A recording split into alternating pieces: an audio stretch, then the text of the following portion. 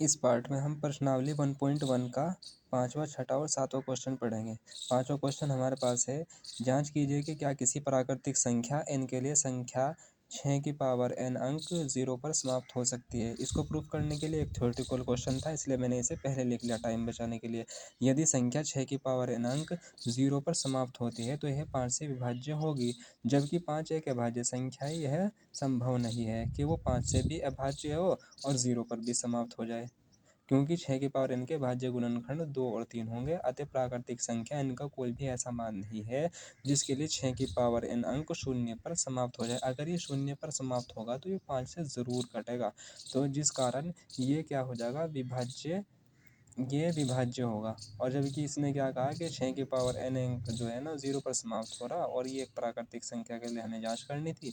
इस प्रकार हमने ये जांच कर दी कि प्राकृतिक संख्या n का कोई भी मान, हम यहाँ पर कोई भी पावर रखें 0, 1, 2, 3, 4, 5, कुछ भी पावर रखेंगे लेकिन लास्ट में 0 नहीं आएगा।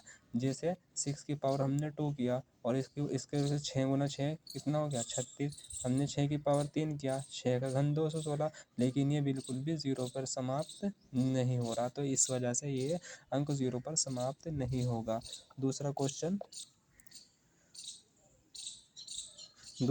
हमारे पास 6 क्वेश्चन है। व्याख्या कीजिए कि 7 गुना 11 गुना 13 प्लस 13 और 7 गुना 6 गुना 5 गुना 4 गुना 3 गुना 2 गुना 1 प्लस में 5, ये प्रूफ करना है कि ये भाज्य संख्या है। और भाज्य संख्या अगर है तो ये क्यों है। तो सबसे पहले हमने इनमें से कॉमन चीज़ ली, हमारे पास कॉमन चीज़ आ गई 13।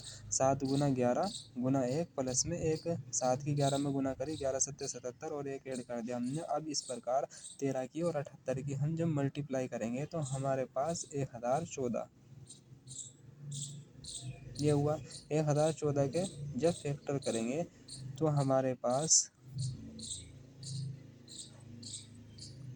2 गुना 3 गुना 13 गुना 13 ये हमें प्राप्त हुआ, और जो कि हमारे पास ये क्या है, भाज्य संख्या है।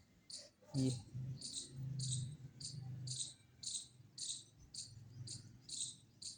इसी प्रकार हमने लिया 7 गुना 6 गुना 5 गुना 4 गुना 3 गुना 2 गुना 1 प्लस में 5, तो इसमें से कॉमन चीज़ हमारे पास है 5। इसकी मल्टीप्लाई करेंगे 7 गुना 6 गुना 4 गुना 3 गुना 2 गुना 1 और प्लस में 1, इसकी मल्टीप्लाई करेंगे 2 तिया 6, 6 चौक 24, 24 की 6 में और फिर 7 में मल्टीप्लाई करेंगे, 1 को ऐड करेंगे और 5 से मल्टीप्लाई करेंगे तो हमारे पास 5005 प्राप्त होगा हमें।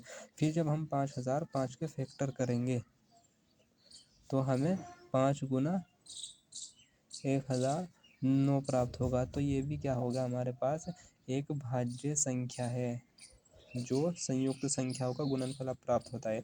इस प्रकार ये 7 गुना 11 गुना 13 प्लस में 13 और 7 गुना 6 गुना 5 गुना 4 गुना 3 गुना 2 गुना 1 प्लस में 5 एक भाज्य संख्या है। इस प्रकार यह अभाज्य संख्याएं हैं, यह भाज्य संख्याएं हैं, ये हमें प्रूफ करना था। नेक्स्ट क्वेश्चन है हमारे पास क्वेश्चन नंबर 7। ये हमारा लास्ट क्वेश्चन है प्रश्नावली 1.1 का। क्वेश्चन इस प्रकार है, किसी खेल के मैदान के चारों ओर एक वृत्ताकार पथ है। ये एक हमारे पास एक वृत्ताकार पथ है जिस पर एक खेल का मैदान है और इसको को दौड़ना है। इस मैदान का एक चक्कर लगाने में सोनिया को 18 मिनट लगते हैं। ये कोई हमारा पॉइंट है और यहाँ से सोनिया चलना प्रारंभ करती है और इस पूरे चक्कर को 18 मिनट में तय करती है इस दूरी को। जबकि इसी मैदान का एक चक्कर लगाने में रवि को इसी समय एक लड़का रवि दौड़ता है और जो इस पूरे चक्कर को लगाने में कितने मिनट लेता है, 12 मिनट लेता है। मान लीजिए वे दोनों एक ही स्थान पर और एक ही समय पर चलना प्रारंभ करके एक ही दिशा में चलते, कितने समय बाद वे पुनः प्रारंभिक स्थान पर मिलेंगे। तो सबसे पहले हमें सोनिया के बारे में लिखना है। सोनिया को वृत्ताकार पथ का चक्कर लगाने में लगा समय, कितना टाइम लग रहा है उसे, 18 मिनट। जबकि रवि को वृत्ताकार पथ का चक्कर लगाने में कितना टाइम लगा? अब हमने ऐसे ही लिखना है, 12 मिनट लग। अब दोनों के फैक्टर करेंगे। 18 के 2 निम 18 और 3 तिया 9, 3 एकम 3। इसी प्रकार हम 12 के फैक्टर करेंगे। 2 छिंग 12, 2 तिया 6 और 3 एकम 3। 18 के फैक्टर 2 गुना 3 गुना 3 और 12 के फैक्टर 2 गुना 2 गुना 3।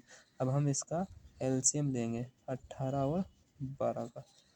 सबसे पहली चीज़ जो कॉमन पॉइंट है उसे लिखा, फिर कॉमन के अलावा ये लिखा, फिर इन दोनों में ये चीज़ कॉमन है इसको लिखा, और फिर दूसरा जो पॉइंट बचा हमारा उसको लिखा। इनकी मल्टीप्लाई करेंगे, 2 दूनी 4, 4 तिया 12, 12 तिया 36। इस प्रकार रवि तथा सोनिया 36 मिनट बाद वे अपने प्रारंभिक स्थान पर मिलेंगे। ये हमारी प्रश्नावली 1.1 कंप्लीट हो गई।